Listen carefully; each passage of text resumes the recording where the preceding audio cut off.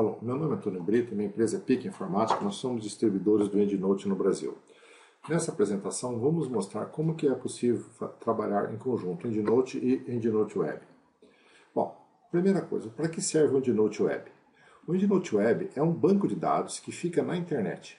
Desse modo ele se conecta dentro da nuvem de banco para banco. Por exemplo, Web of Science com EndNote, PubMed com EndNote Web, assim por diante.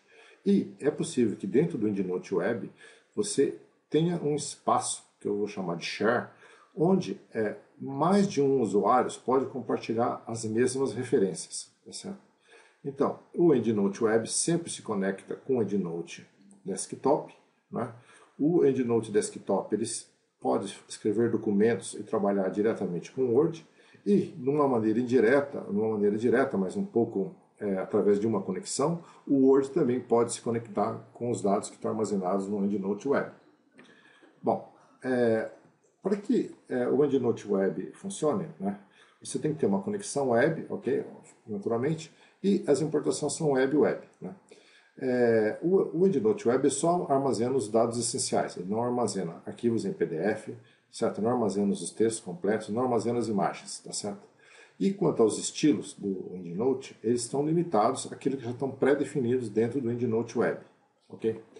Ao passo que o EndNote ele faz a mesma coisa, só que as referências são uma conexão do seu computador com a web, certo? Ele tem uma integração total do Word no computador e, além de ele armazenar suas referências, permite que você faça as anotações. Ele armazena o texto completo do artigo quando for disponível no formato de PDF, por exemplo, e comunica-se muito fácil com o EndNote Web. Bom, se você for ver, né, ambos têm vários recursos que são comuns, tá certo? Exceto essa característica assim, de armazenamento de imagens e de PDF, que o EndNote Web não tem. Bom, então, os dois sistemas têm vantagens e têm desvantagens. O ideal talvez seja trabalhar com os dois. Né?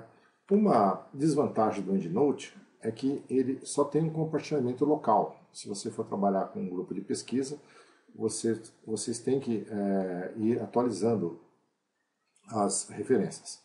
Ao passo que no EndNote Web, 2 usuários ou mais podem ver a mesma biblioteca, desde que tenha um registro de acesso. Muito bem. Uma das vantagens assim, do EndNote Web é que a pesquisa dele é muito rápida, porque é web com web, tá certo? E ela é grátis para os pesquisadores do portal CAPES ou para aqueles que compraram a versão EndNote X4. Bom, é possível o compartilhamento entre as informações. Uma das desvantagens eu vejo é quando você está com o Word, né, se não tiver uma conexão boa, não dá para trabalhar muito bem com o EndNote Web, você tem que ter uma conexão boa. É possível, mas uma conexão boa. Ele não armazena o texto completo em PDF, né? Não armazena imagens também, e os estilos também são pré-limitados. Por exemplo, o estilo ABNT que está no EndNote Web eu não recomendo. Preferível que vocês façam o nosso. Bom, você, para trabalhar com o EndNote Web, precisa do quê? Você precisa abrir uma conta, né? Em My EndNote Web, www.myendnoteweb, né? Certo? E se você é um usuário do EndNote X4, quando você está instalando o EndNote X4 no seu computador, ele já te prepara para abrir uma conta. E para aqueles que são usuários do portal CAPES, tem que procurar, né? Onde que está o Web of Knowledge, tá certo? E dentro do Web of Knowledge, Easy Web of Knowledge, o CAPES, você acha o My EndNote Web.